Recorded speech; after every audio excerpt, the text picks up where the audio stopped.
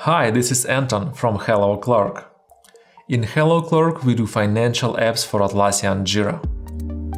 In this video I want to show how you can import data from a spreadsheet app into Quote or Invoice.